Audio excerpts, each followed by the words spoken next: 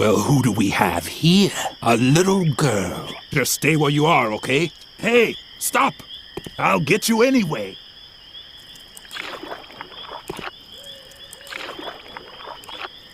Hey, come back! You can't hide out on the water forever. You'll have to come ashore sometime, and then I'll get you.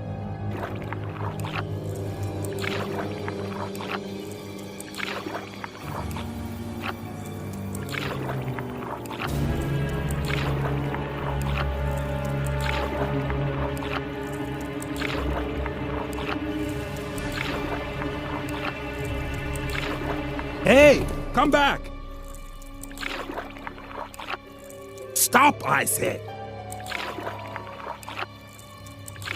As long as the Phantom was stalking her, Lilli didn't want any trouble.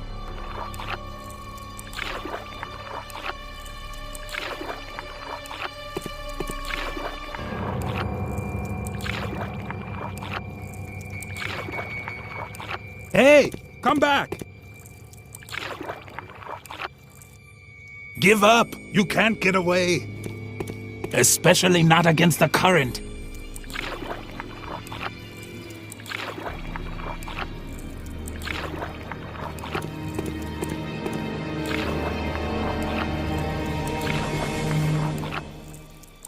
Hey, come back!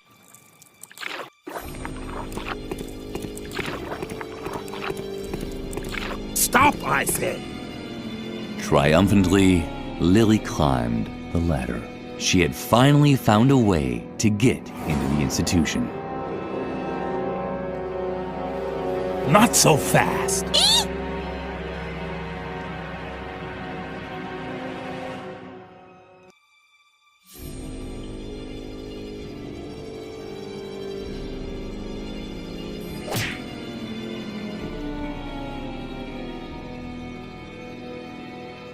Although she was briefly distracted by a floating energy smartie, Lilli was able to reach the ledge. Not a moment too soon as the ladder crashed down behind her, dragging the Phantom into the pit with it. No!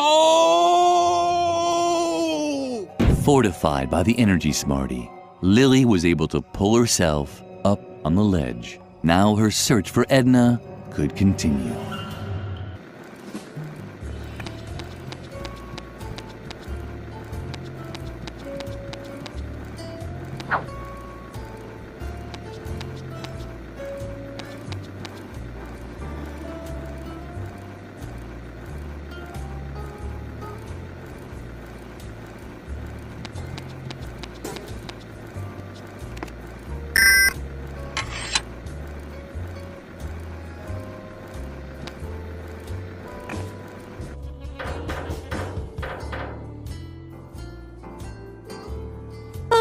Hey, that's my fireplace. You shouldn't be here unless you want to bring presents or sweep the chimney. Not that the soot is bothering me. That was the old Mr. Frog. The new Mr. Frog is enjoying the dirt. Ah, dirt. You see? That's Mr. Frog to you. And in case you're wondering what a piece of clothing like me is doing inside a fireplace, I'm acquiring soot. That's right. I used to be very fastidious about staying clean. But then this impertinent person came along and dared to spill something on me. The stains never came out. My clothing is black and greasy. My socks haven't been ironed. And I even have fleas. Karen and Bertram. I'd introduce them to you, but they're sleeping right now. I'm living in a sooty chimney. So what? I used to be very fastidious about staying clean. Now, I don't care anymore. You're now speaking with the dark Mr. Frog, who eats his gummy bears without a napkin. Yes, I know that it's dirty here. So what? I love the cobwebs, the dust, and that rotting substance in the corner. I just finished combing it. I wouldn't dust here even if you put a feather duster right in my hand. You don't have a feather duster, do you? Stop. I don't want to know. You don't need to mumble like that. Ever since Dr. Marcel's accident, We can make as much noise here as we want. He's no longer interested in what's going on inside the asylum. All of his attention is focused on finding Edna.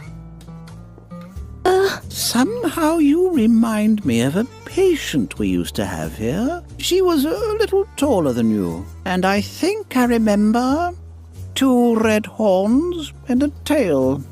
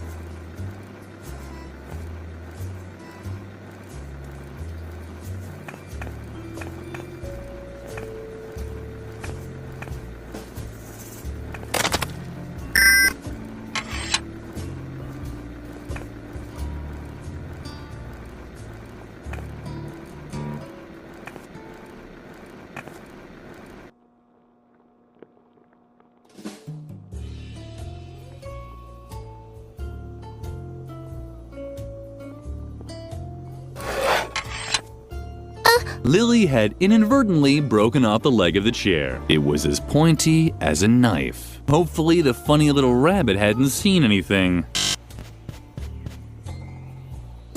But Lilli, what are you doing there? Don't you remember? You must not use sharp objects. Just don't touch it, okay? See you around.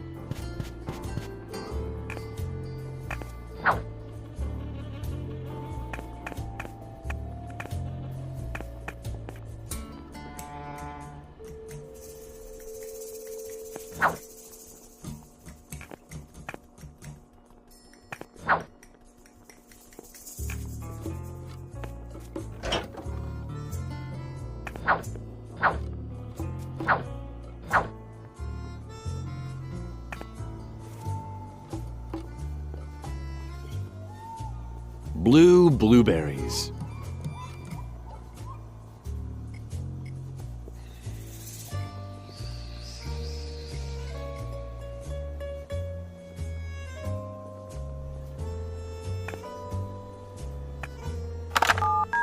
Welcome to Spermie's Pizza Service. My name is Pokey. Can I take your order? One on the asylum, is that right? I assume that we just shove it under the gate as usual. What toppings? Hello? Hello? Can I take your order? One with nothing coming up. Consider it done. It'll be about 30 to 45 minutes. Have a nice day.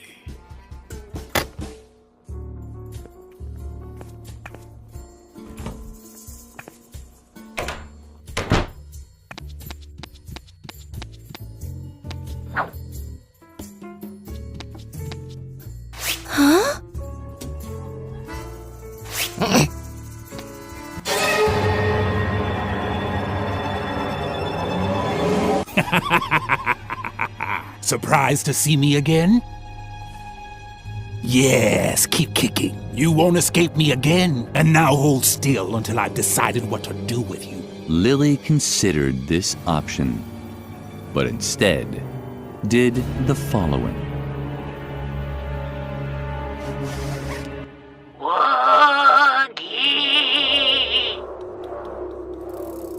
Oogie.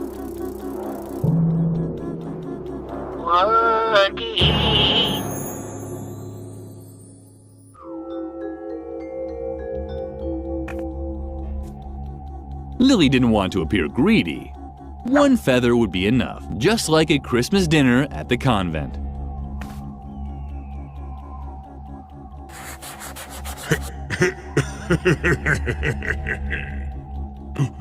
Stop that!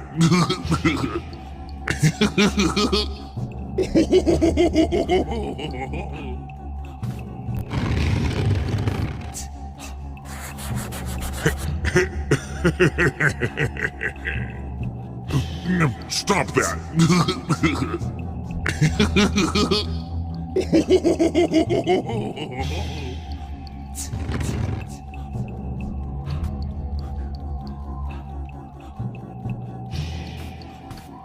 The pain! You dang brat! Look what you did! Don't just stand there! Do something!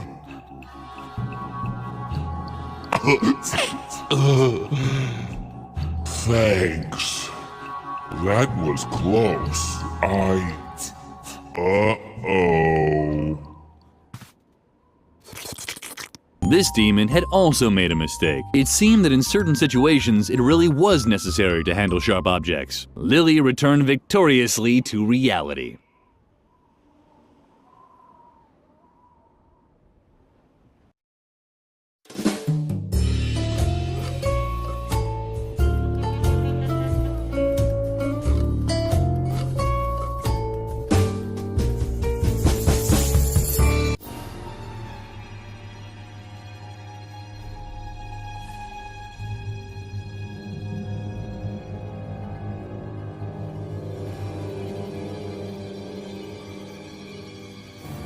You must not use sharp objects.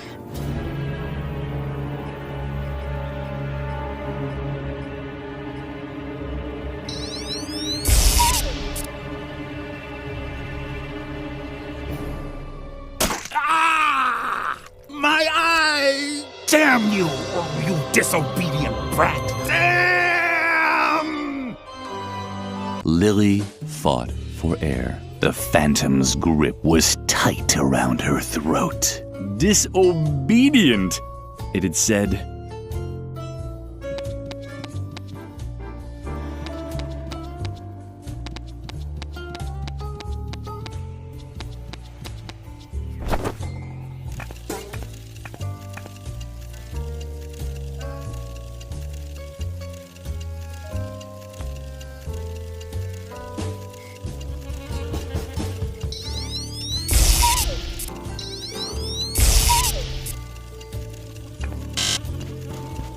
Hello, Lilli. You're not going to play with fire, are you? Of course you don't want that. You know that Mother Superior has forbidden it.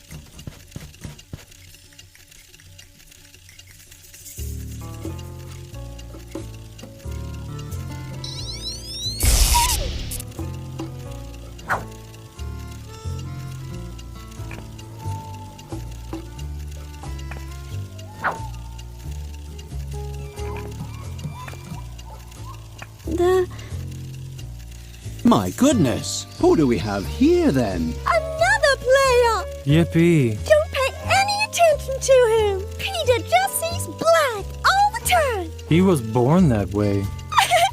That's true. Peter suffers from color blindness. Struggle Jug. Well said, loyal friend. We all have our crosses to bear. Oh, yeah? Do you all wake up every morning knowing that one day you'll lie dead at the foot of a traffic light? Not exactly. But Druggle-Jug, for instance, mixes up his blues and greens. You can't really compare the two. Your girlfriend Petra mixes up her yellows and greens. She's not my girlfriend. And we, King Adrian, mix up our reds and yellows. You should have been there when we played the board game. Sorry, Peter almost choked to death. I wanted to end my misery. Afterwards, we decided never to play a board game again. Only fantasy role-playing games instead. You decided that.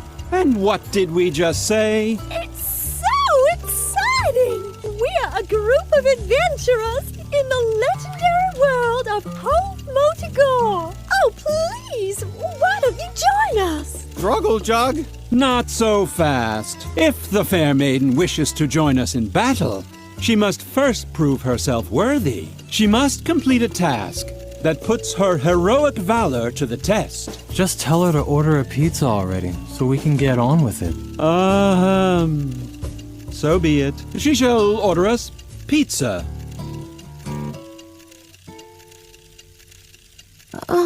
You're probably wondering why Droggy has a green pillow on his head, right? Struggle Jug? My goodness, she's right. What on earth are you wearing? You're embarrassing me in front of my new subject. Struggle, Chuck. Yes, it is a little strange. Wait until you've heard the explanation. Today should have been Blue Pillow Day. Struggle, Chuck.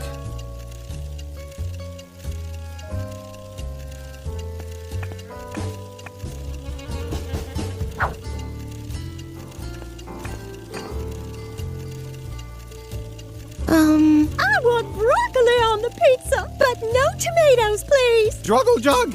Oh, no broccoli. Struggle, Jug. Bananas aren't bad either, but I could just die for broccoli. Oh, yes.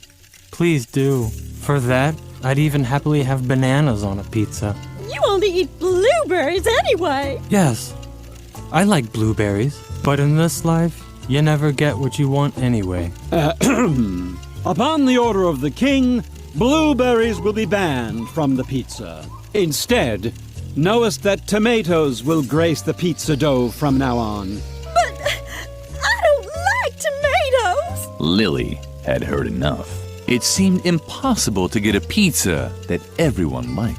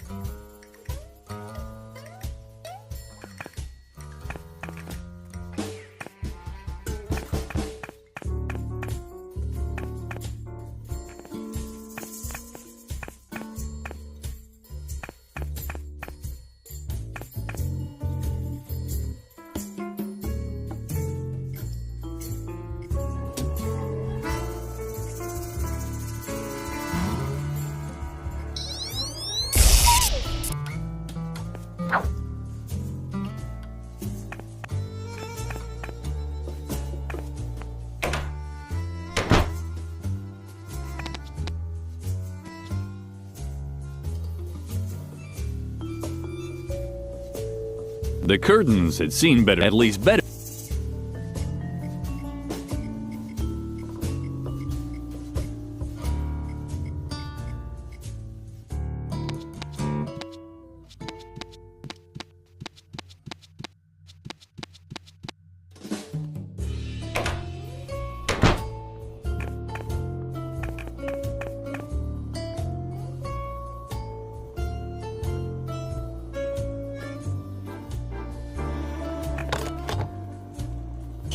Dr. Marcel would surely be pleased. With the help of his credit card, Lilli made some confetti.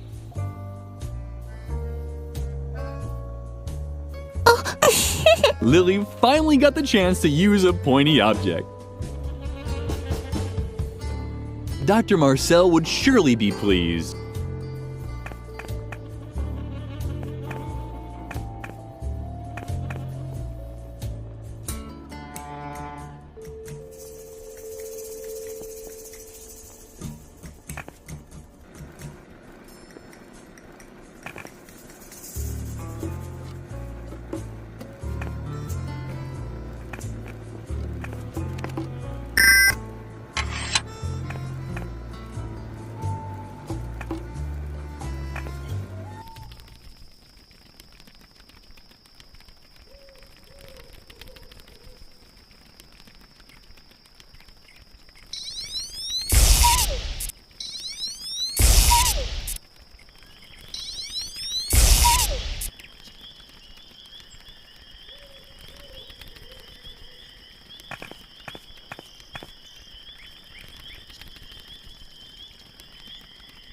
The candles smelled wonderfully of honey and flowers. At least that's what Lilli assumed. The flowers in the convent always smelled like insecticide. Lilli liked to smell them nonetheless.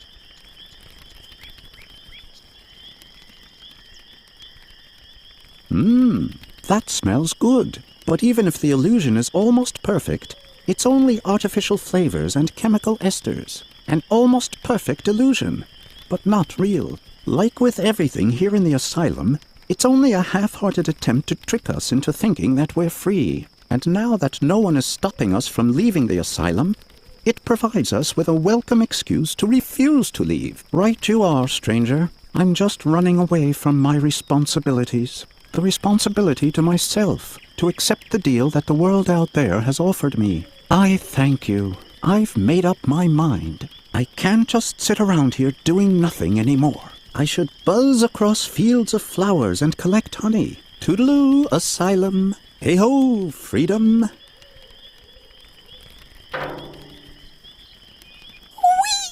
Lilli was glad that she had helped the bee-man. Soon he would be in a better place.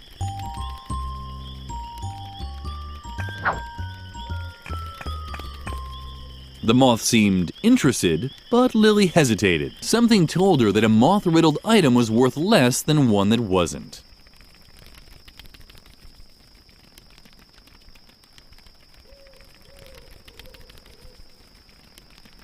Lilli had often wished to go to the zoo to feed the animals. It was even more beautiful than she had imagined.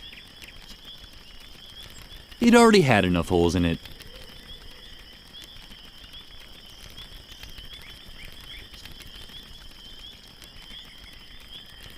Lilli knew that you could use starch to stiffen up laundry. It wouldn't hurt to give it a shot. Well, who said it? Now Lilli had a stiff towel with holes.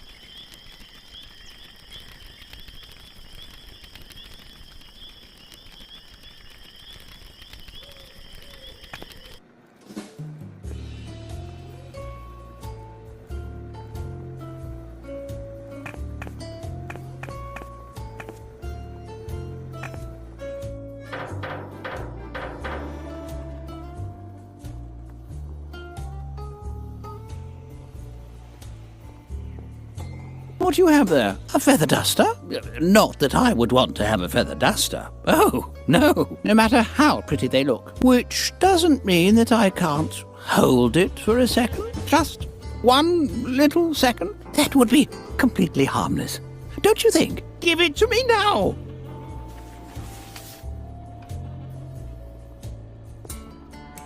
Ah, what a relief. And just look. I even found my old spare sheets. Here, go ahead and take it. You've earned it.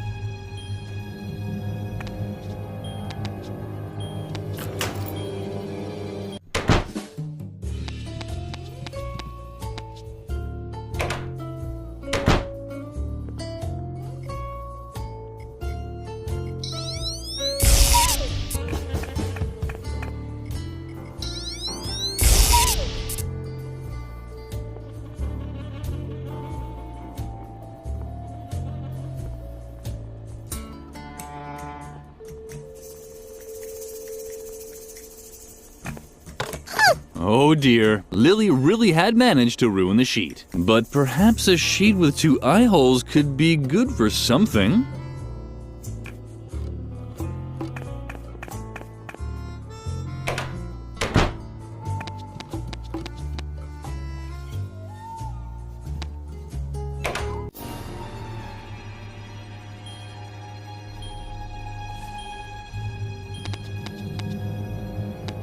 Yikes! A ghost? How sweet. Finally someone to talk to. You have to help me. Dr. Marcel is wrongfully keeping me here in the asylum. Isn't there anything that you and your ghost buddies can do about it? Curse him? Deprive him of his sleep? Drag him into the seventh circle of hell and torture him for all eternity with red-hot needles? Oh, come on. I've done so much for you. I've performed obscure rituals, sacrificed chickens, danced naked. Although when I think about it, I'm not sure if it was really a ghost that asked me to do that. Ugh. I don't feel so well. Could you please take off your head while we're talking? Oh man, you're not very talkative. Can't you help me at all? Great! Look at this! The doctor is forcing me to knit these stuffed rabbits. No idea what he needs them for, but I'm not very good at it. Maybe you could lend me a hand. Wait! I'll push some of the fabric through the hatch.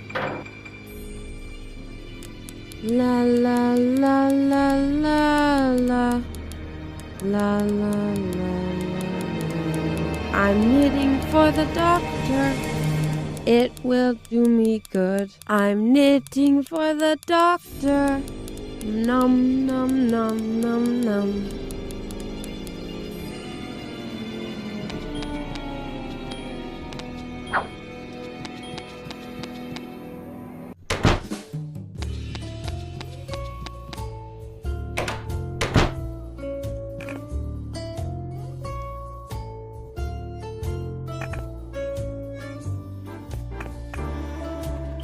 What do you have there? Let me see. Oh, very good. You obviously understand the basic principle. Go ahead and use the red urinal as much as you like.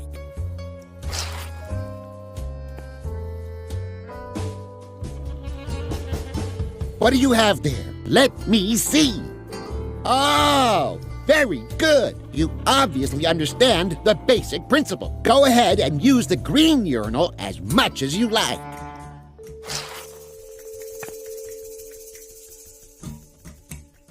What do you have there? Let me see. Oh, very good. You obviously understand the basic principle. Go ahead and use the yellow urinal as much as you like.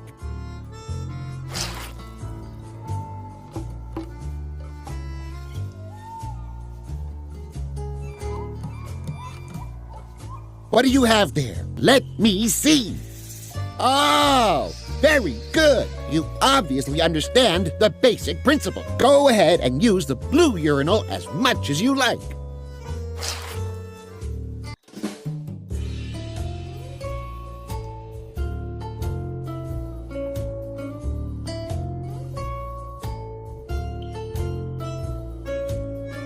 How about that? Blue broccoli.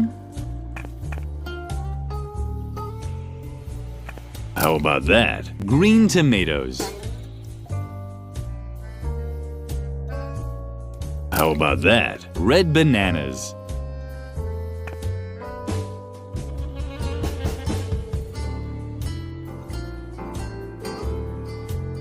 How about that? Yellow blueberries.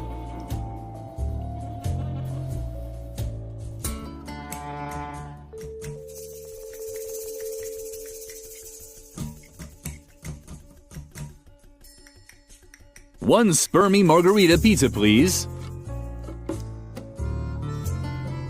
Yellow blueberries.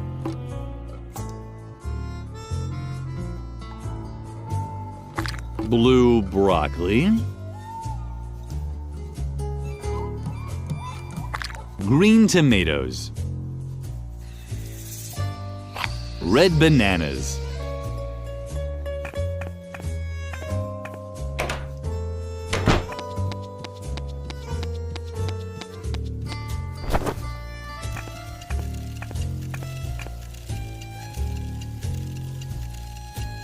Ah, the pizza. Well then. Superb, superb. Great! I wish I were as good on the phone as you. Struggle jug. And Peter is satisfied too. Satisfied? How could I be satisfied in such a world, in which the only moments worth living for are those when the pizza arrives with the right toppings? That means yes. We owe you one. Peter almost starved to death. It's not that bad. I've already lost all hope of dying honorably anyway. Druggle Jug! Well said. Now that the food is taken care of, let us begin the game. Don't you want to play too, sweetie? You'll see. It'll be incredibly fun. If you take pleasure in such excessive self-degradation. That and a dice cup. Druggle Jug! Uh-huh. So be it. Then follow us into the world of Hoth Motigor. Your group has set up camp near the infamous Goblin Gorge. Lilli found herself in a clearing. The campfire was crackling, and the wind whipped through her clothes. You can hear the war drums of the goblins in the distance. This is your last rest before the great battle. Lilli did in fact hear drums. An enormous army seemed to be waiting for them in the nearby mountains. Wait, are you telling the story or am I? What? It's just that I see that you don't have the Dungeon Master screen in front of you. And I'm pretty sure that the Dungeon Master is recognized by his Dungeon Master screen. That's ridiculous. I'm the narrator. I don't need a... Well, then why don't you be the Dungeon Master then? I'm curious how you'll do without any battle value tables or source books. What? But that's... That's what I thought. And now, move over. Ow! Hey! You can't just... Where was I? Oh, yes. You're here on the orders of the king to drive the goblins from the gorge. There are rumors that the goblins have dammed up the Pink River. This has turned Hoth Motigor's most important memorial into a reservoir, the Valley of Unpleasant Memories. Also sitting at the fire is a mysterious local guide. You're tired from the journey, but sleep is far from your mind. Goblin scouts could be lurking anywhere. The black magician Petrula, the noble Sir Drogalot, and the amusing juggler Snippo. I want a different role. Shush! Are gathering their strength for the battle. Only the Amazonian barbarian warrioress Lilligrim. Huh? That's you! Only the Amazonian barbarian warrior Lilligrim is restless. It's your move, Lilligrim. What will you do?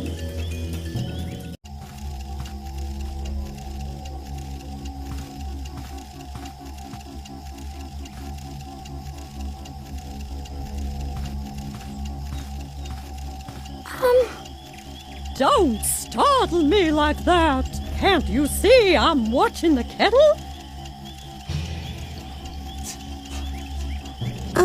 If you're wondering what I'm doing here, I'm brewing a diabolical magic potion, of course. Well, it's actually a calming tea. I really wanted to conjure some coffee demons, but they don't let you get any sleep. And we do need our strength for the battle. Now I have to watch the kettle before it starts to whistle. The traveler has such sensitive ears. Don't you want to sleep? I wonder why. Because I'm really exhausted. Oh, if you're staying up anyway, do you think you could watch the kettle? Oh, great. Then I can finally get some sleep. As you know, we need our strength for the battle.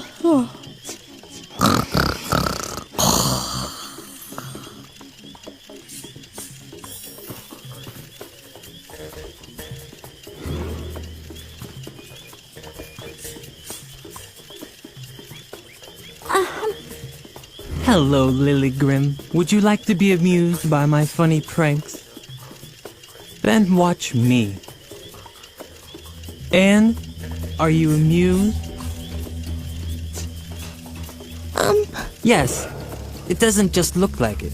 I am actually juggling only one ball, and I know how ridiculous that must seem. My character sheet said that I, the comical Snippo, have the marvelous ability to juggle 55 balls at once. But as much as I would have liked to imagine what such a thing would look like, the mysterious traveler thought I should just juggle one ball instead, because it's much more contemplative, and as long as my shame or boredom doesn't cause me to spontaneously combust, then I'll stick to that. If you have a better suggestion... You think I should try it without any balls? Bravo. You found the only way to increase my boredom even more. On the other hand, if I juggle without a ball, I might be able to take a quick nap. No one seems to object to sleeping around here.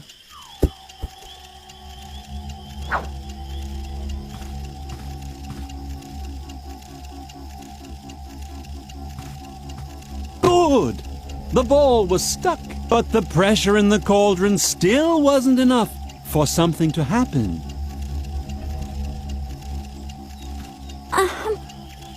Hello, Lily Grim. You're still up? You should get some rest. I'll keep guard and make sure the fire doesn't go out. Don't look so grim. Your thirst for action is honorable.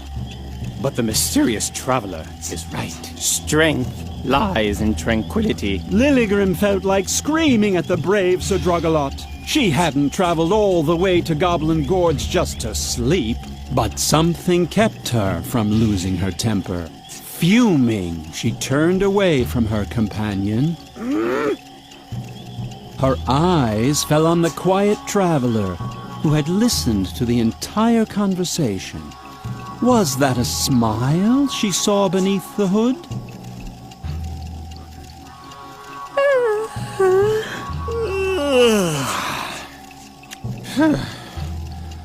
Are you as tired as I am?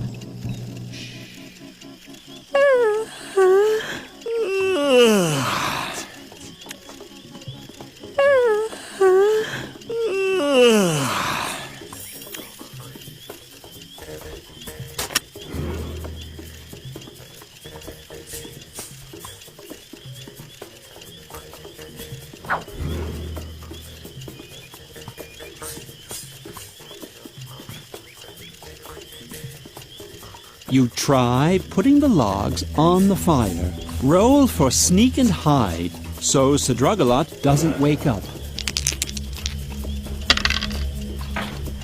Done! The logs were in the fire.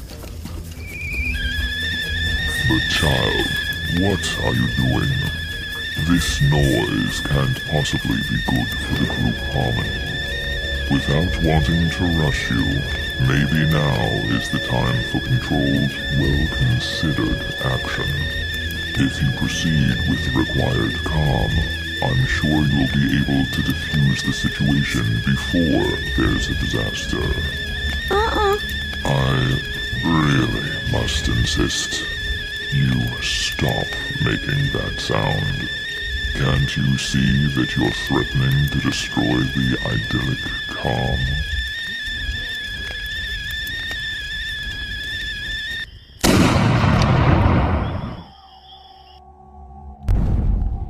But that's to arms! They've declared war on us! Sound the horn! That sound. I have to keep calm. Enough. I can't take it anymore. This noise is driving me crazy. I'm losing control. To arms.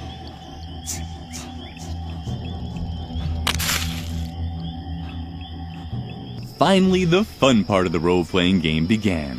The group stormed the battlefield with no restraint.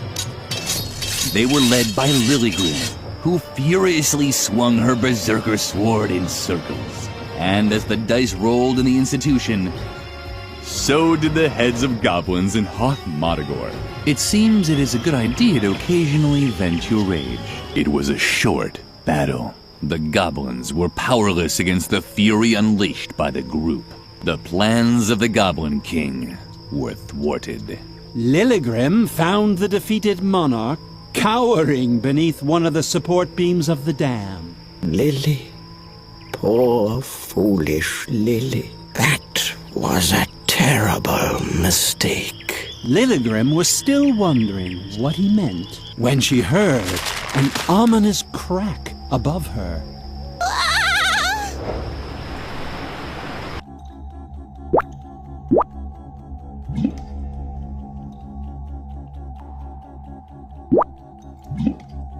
When the pink floods had subsided, our heroes were faced with an incredible sight. The Valley of Unpleasant Memories. Will you look at that? I have to admit, I'm really blown away. We shouldn't be here.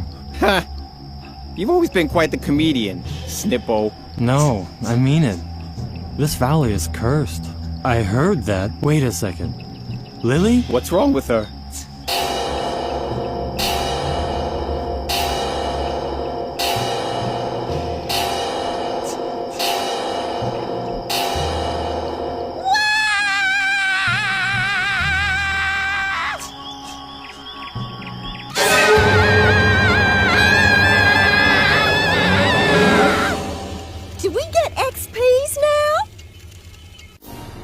Lilli had seen the truth. I'm sure you can imagine how she felt at that moment. You can't? Oh well. Who knows what really goes on in the mind of a little girl?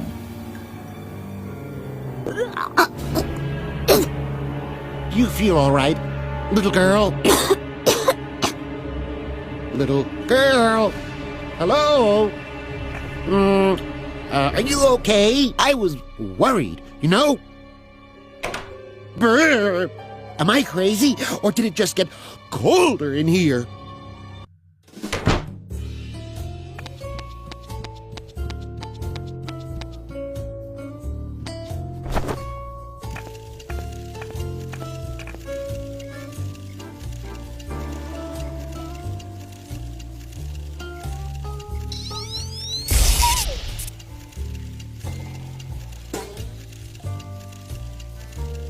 Struggle Jug? You? It's so depressing. I'm supposed to award experience points to improve a talent. Expressive dance, making music, lockpicking. I don't actually want to be able to do any of those things. Isn't there a talent such as accepting one's fate? Or assigning experience points without experiencing an existential crisis? Peter's dithering made Lilli furious. Couldn't the notorious whiner make even the most basic decisions? Lilli would have liked to smack him across the face, but something held her back.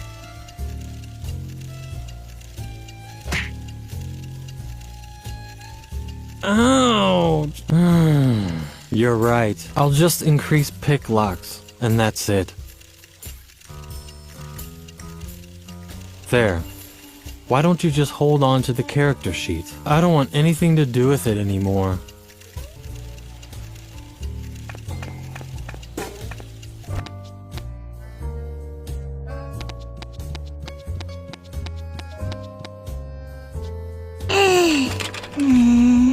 The door was firmly locked.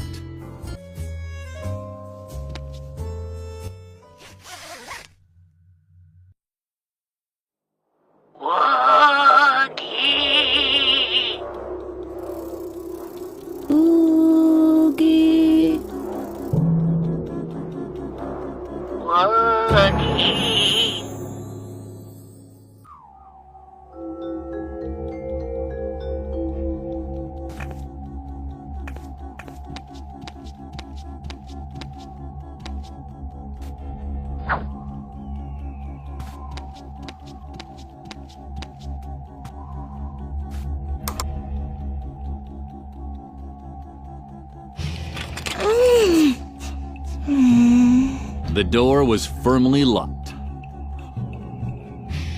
It sounded crazy, but she now actually had the skill to pick locks.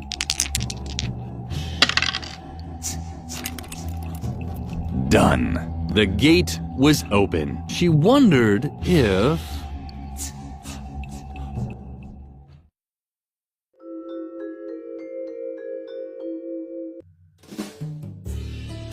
It was true. She'd opened the real gate during her trance. The path to the asylum's tower was now free. Somewhere in the dark uncertainty, there she would find her friend. Without really thinking about it, Lilli took the stuffed rabbit with her. If she was going to enter Dr. Marcel's realm, she didn't want to do it alone, like she usually did.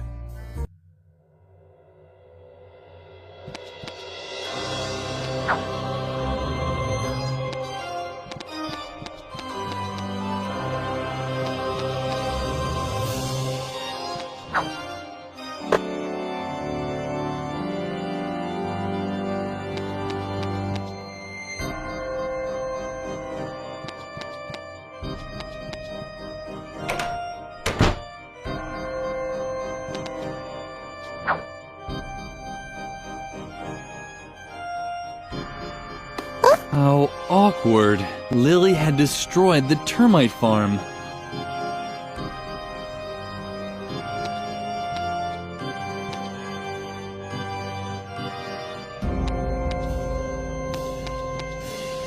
Somebody had left their lunchbox. That would never happen to Lilli. She didn't have a lunchbox.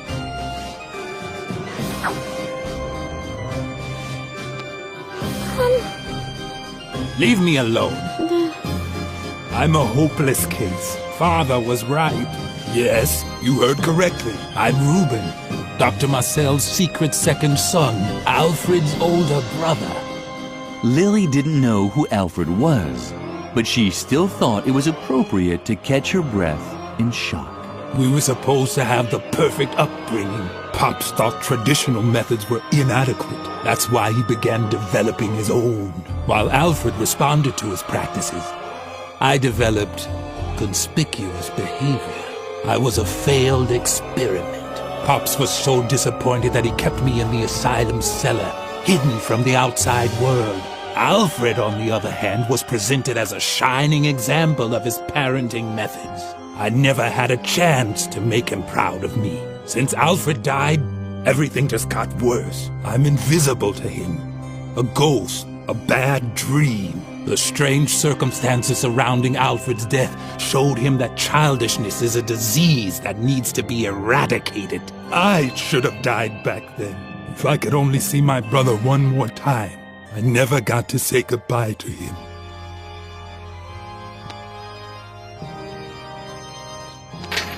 On top of the clothes rack, the bowling ball looked like a skull, but something was missing.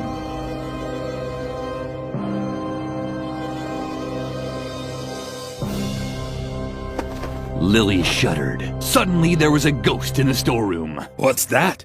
A ghost? Hey, listen here. If anybody's gonna do any haunting here, it's me. Beat it. If you see Alfred, tell him to haunt round this way sometime. I never got to say goodbye to him.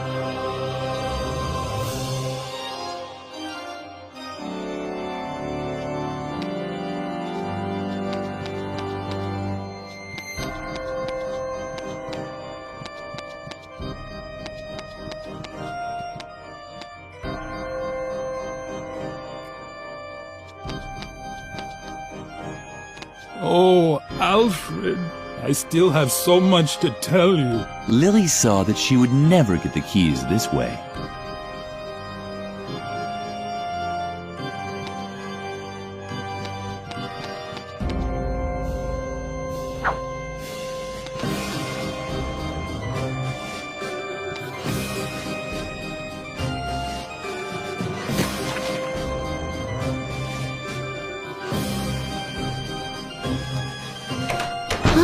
Noteworthy, the termites scarfed all the pancakes and ate a hole through the door in the process.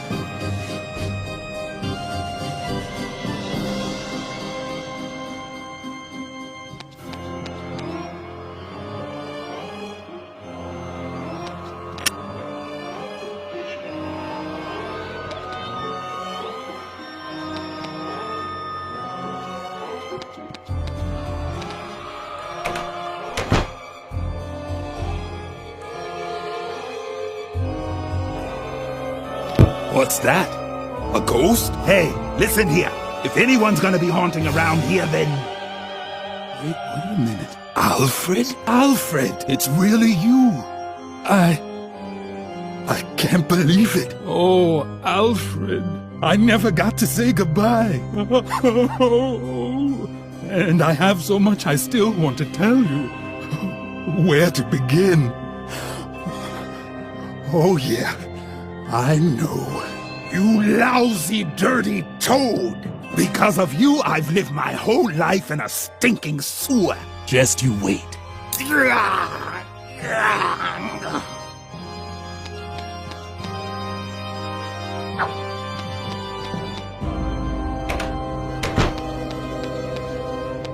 The door was firmly locked. Lilli wanted to be very careful. Damn, it seemed that there was already a key in the keyhole on the other side of the door. This had to be Dr. Marcel's office. Lilli thought she heard faint, raspy breathing behind the door.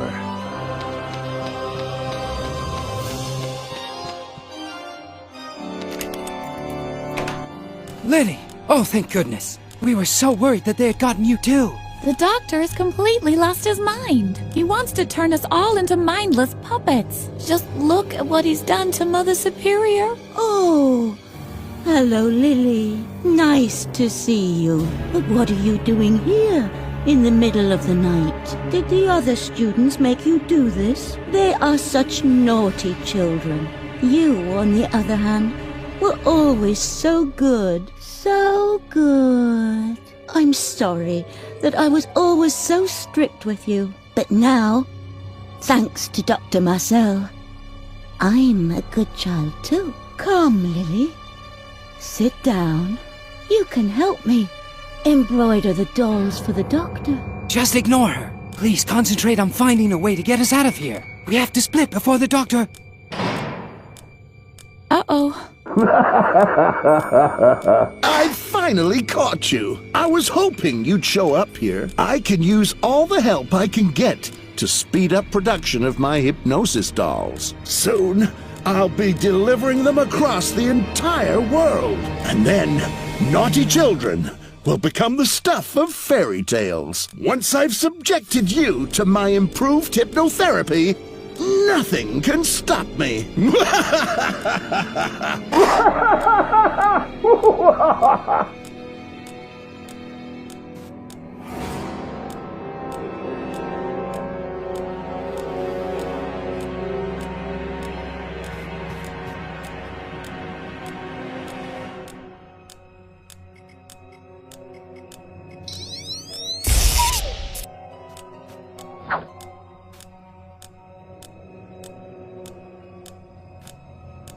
Lilli hesitated.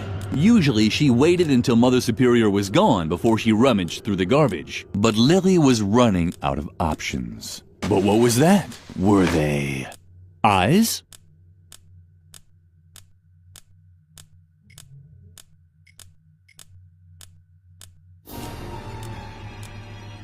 Perfect. Lilli now had a needle and thread.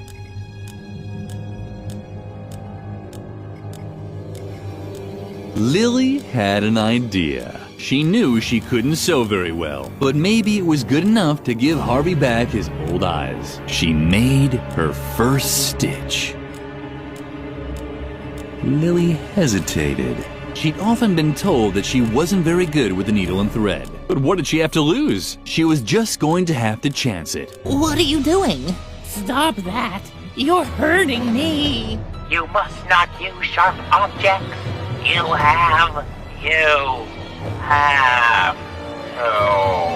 have to scratch my fuzzy butt. I'm back! I can hardly believe it! I'm my old self! Harvey? Is it really you? And there's Edna! Come on! Go, go, go! Let's set fire to something and fly to the moon! Just so we can eat it up! Go for it, Lilli! What are you waiting for? Let's tear this joint apart! Yippee!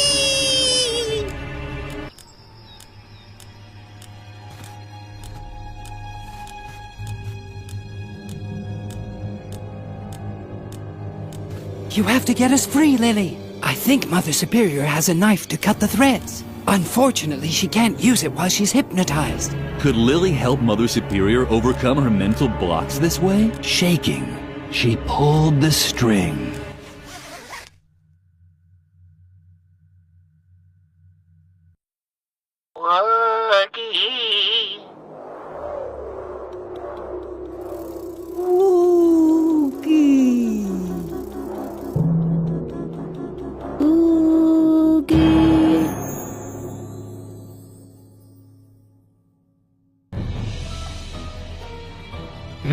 Hey, Lilli! You're here too! Cool! What's that? Some kind of fight? Less talking, more fighting.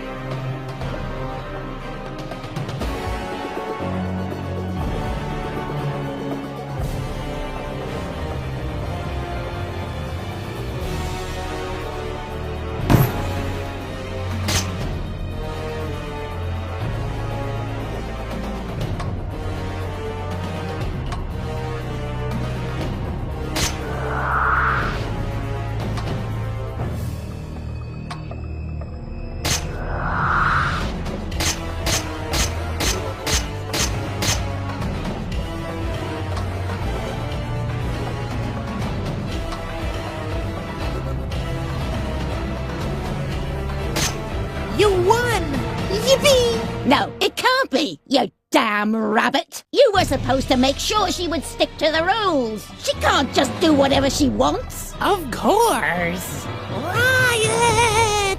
But we need rules! Otherwise...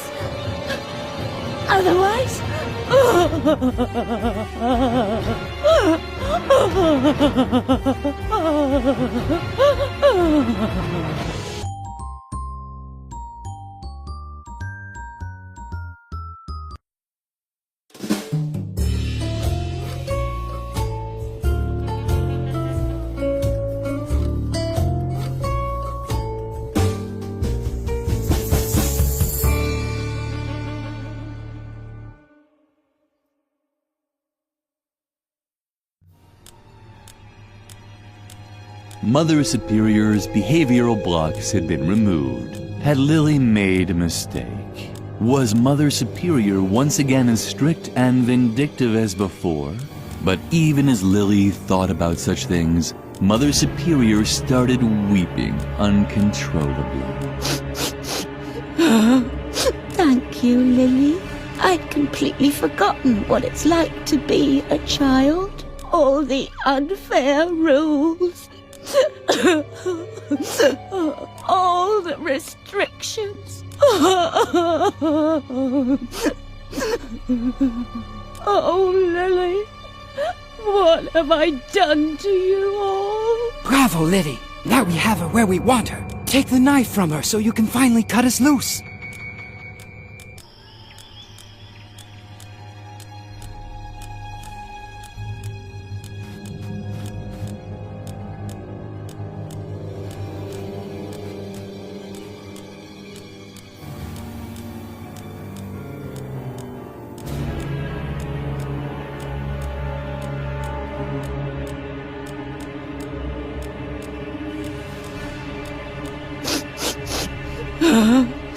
Oh, isn't that cute? Do you think I could hold it?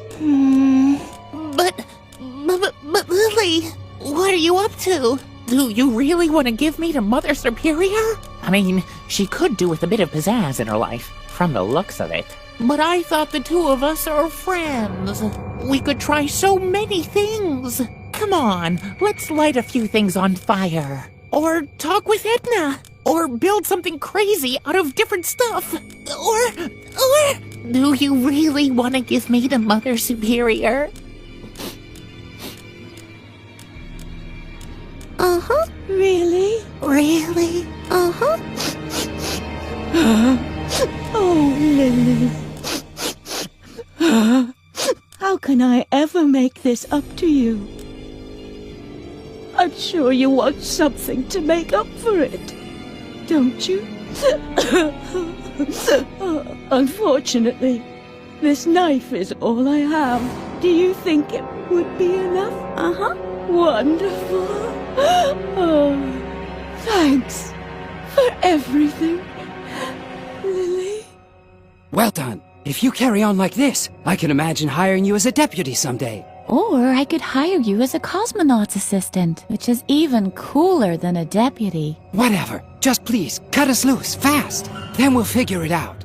I've already come up with a plan. I'm sure you know the story of the girl who ran away from Dr. Marcel's asylum long ago? The same girl that pushed him down the stairs that same night? Well, I never told you this, but that girl was me. What a surprise. Yeah, and that's why I know my way around here so well. Behind the cushion over there is the famous ventilation shaft that I used for my escape back then. We'll be free in no time at all. We'll have to get past Dr. Marcel's office first, but, Lilli?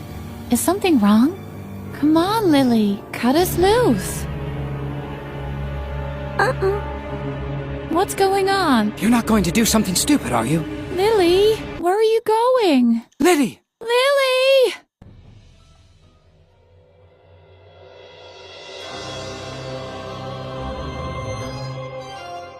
Are you sure that's what you want to do? Excellent. I knew right away that you're dangerous. The other children, those were accidents. But now, You're here with a sharp knife, ready to kill a helpless old man. You might feel well, but the truth is, you're sick. Very sick. You need my help. You don't believe me, do you? You think you're doing all this for Edna's sake?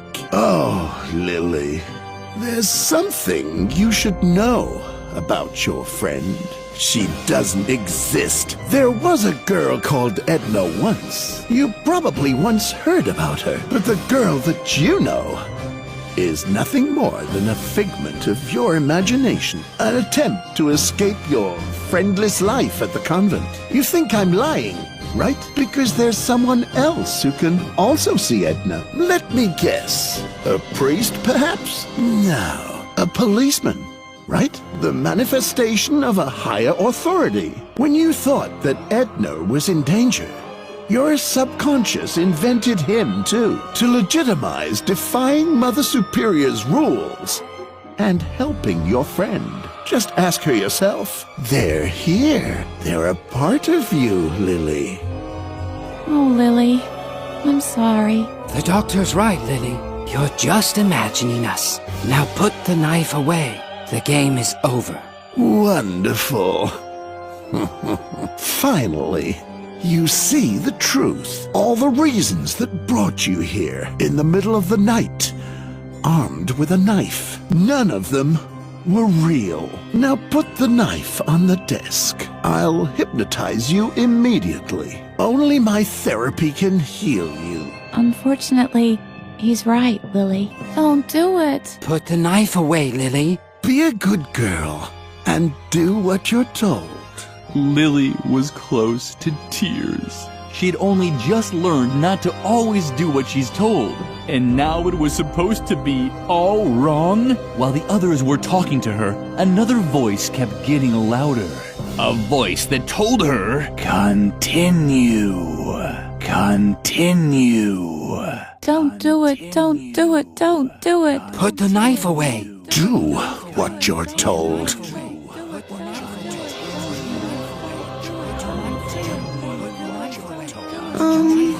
Continue.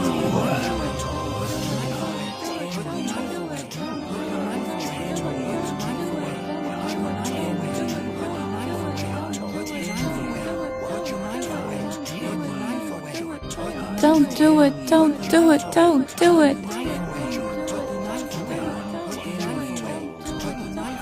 Put the knife away.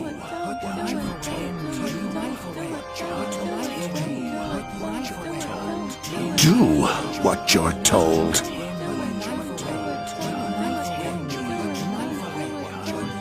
Stop. Continue. Don't do it, don't do it, Put don't the knife do away. it. Do what you're told.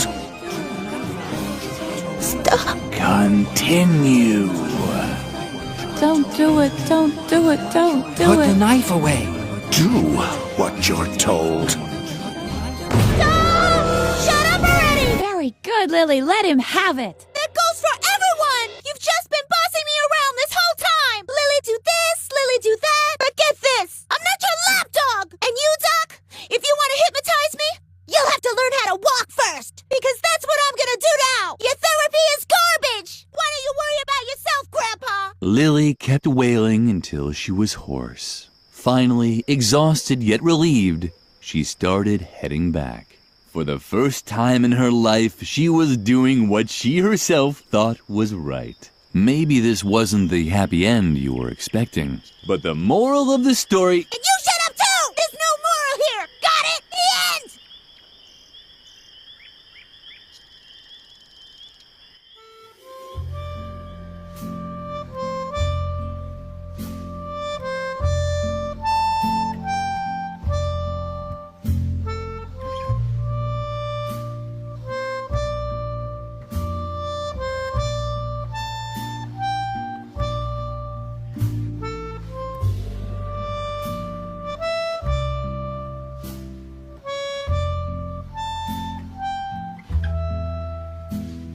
It seems like you need to be solaced.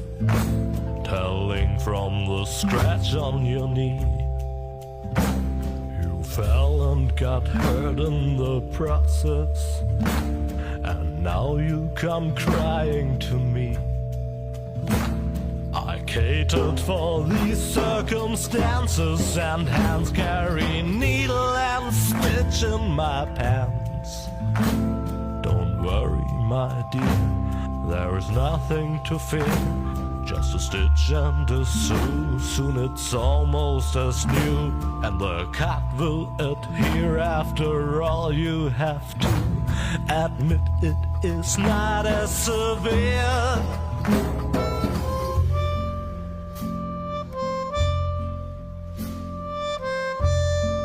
Oh, I have needle and stitch right here.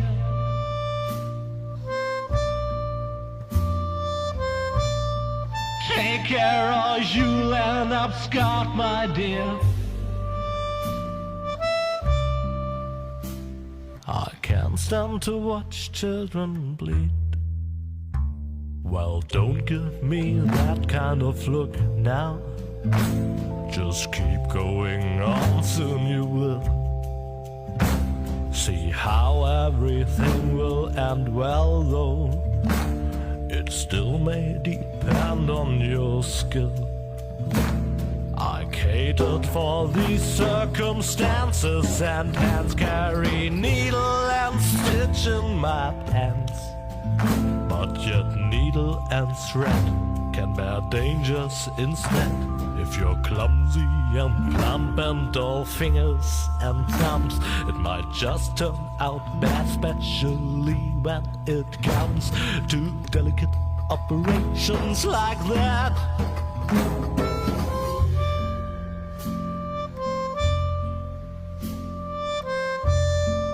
Oh, I have needle and stitch right here.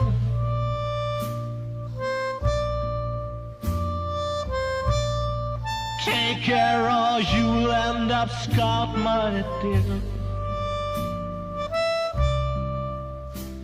I can't stand to watch children bleed. I guess I should revise my statement. The wound is not going to heal. Forget about all that I said and work harder on your stitching skill.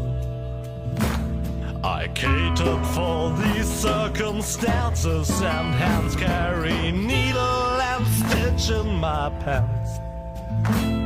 Now you pay the bill for your lack of skill, and please do stop crying and mourning and sighing. Don't weep like a whelp that is painfully dying. I merely was trying to help.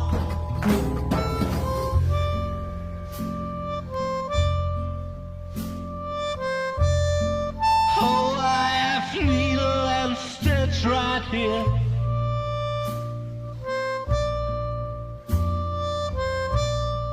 Take care or you'll end up scarred, my dear. I can't stand to watch children bleed.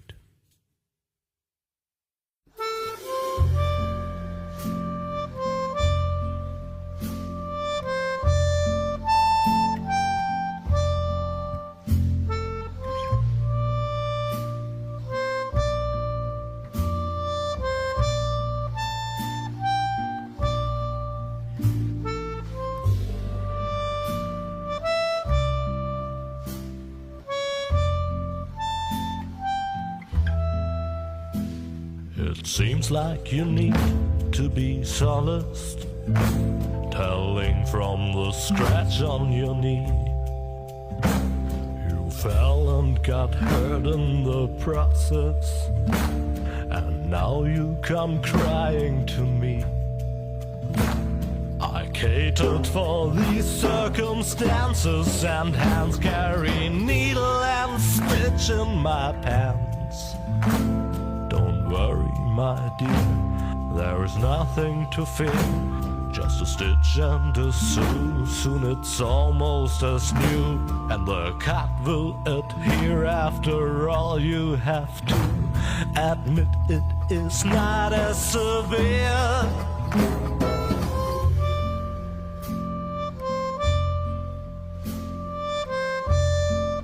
Oh, I have needle and stitch right here.